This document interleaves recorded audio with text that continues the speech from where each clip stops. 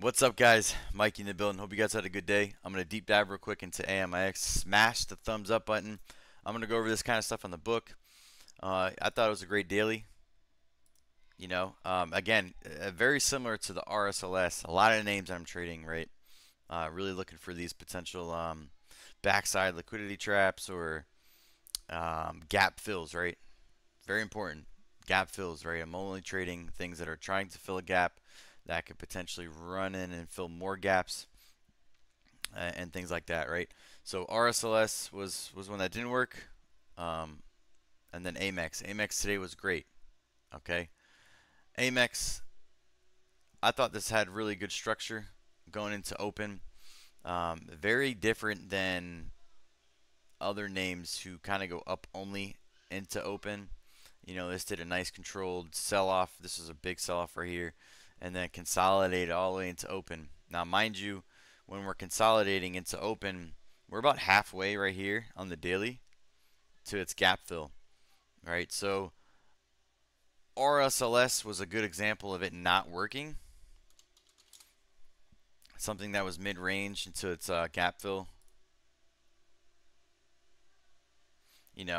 Somewhere over here mid-range, like I was looking for this to re-ramp and then actually kind of start extending. So this opened up right here and tried to retest that same level, right? So this actually on AMIX, it kind of opened up, on the lower range, right? So if it was in a catch, it did have a lot of volume. Okay, that was the most important part. There was a lot of things on watch for me today, but out of the gates, it showed some decent volume. All right, that's definitely important right here. Now, first 1 minute candle was 620K, and then as it pulled back, consolidated right here, I didn't really catch any of this, other than this area. This is where I actually soaked, but I didn't catch any of this. This pulled back, so this pullback was actually really great because it did have some more ramping volume. We started to hit some milli candlesticks, pulled back on really light volume, and then we started to crank on that one. Okay. The first attempt I actually had 101s, and then I stopped out because this downholted and then gap down. So in this gap down, I actually did stop out for a small loss on that one, and then I resized in and soaked on this area right here. All right, re-soaked in right there. Once I saw this not breaking down on the daily right here, we're still halfway right here, so that was really nice. 130 was previous VWAP day for 7.3, so I was definitely looking for that to actually crank. That was a big level for me to consider. And then we started to uphold again, open up, hold again. This did downhold, but out of the downhold, it consolidated and then proceeded to go higher. A couple levels on that one for me. Super clear, super easy for me. I really just marked out some ceilings on the daily. Anywhere consolidated broke down, consolidated retried broke down. We didn't go that high. I wishing and hoping that this would squeeze up higher, but that's okay because I did soak 105s on this one. Pretty decent size too. But that was pretty much it. Oh, over 130s, we also had the pre-market structure. That was super important for me. It's the obvious, right? What's obvious? Once we break out and fill this void right here, we got to go for at least pre-market highs. Pre-market highs was about 158s. All right. After 158s, and to watch us reclaim the daily 130 previous volume view update, and then pre-market high structure, and then I really wanted to see these next levels. I did hit a good PT on this one, did get some good fills. Bookwise, this was great. This was the ads right here. The reason why I even actually cut that one right for a loss right there. I did add this one over here. I actually got 101s on this one. Once I saw this breakdown zone right here, really not breaking down, no follow through, we had some good support down here with a front runner bidder. That's when I pretty much really took my position.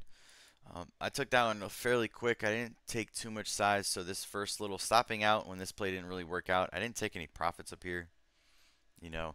And then out of this unhold, I mean, it just dumped, and then it halted down. So yeah, I got a little stuck, and I was being very cautious with this area right here, and it's only because I've seen a lot of unhalts and stuff like that. When I see a big seller come in here and then things kind of don't reclaim it right away, I was just protecting myself on that one. But this did reclaim. All right, but now we're above that big seller. This is the reason why I actually started soaking this, grabbed 105s, and took the rest of my position over here, and particularly right here, because sellers did try to shove this down multiple times in this area, and then I averaged it up and took the rest of mine at 105s. All right, level 2 is big on this one, not just only the book, but to watch the level 2 and so on, okay? Great PTs on this one, though. This is where, again, over here, after this opened up, it halted again up. All right, 130s is definitely was a key spot for me, so I wanted to see that hold there on the book. And over here too, I saw a lot of sellers getting absorbed, and we're not breaking this down. All right, that's the great thing about being in early having 105s is you get to see all this happen. You know, I can see the difference of people maybe trading this really high and wanting this to go immediately. This thing was up a lot when it was up there. You know, where are we at right now? About to close. We could see a multi-day runner out of this one. Really strong close still. It's over 130. But when my point is that when you're trading at this high, I mean the stock's gapped up 160%. It's up so much. So it could be difficult to want it to go up, and could catch some backside scalps really quick on this one. But on this one, it was really nice to see there's so many sellers trying to stop and shove this down.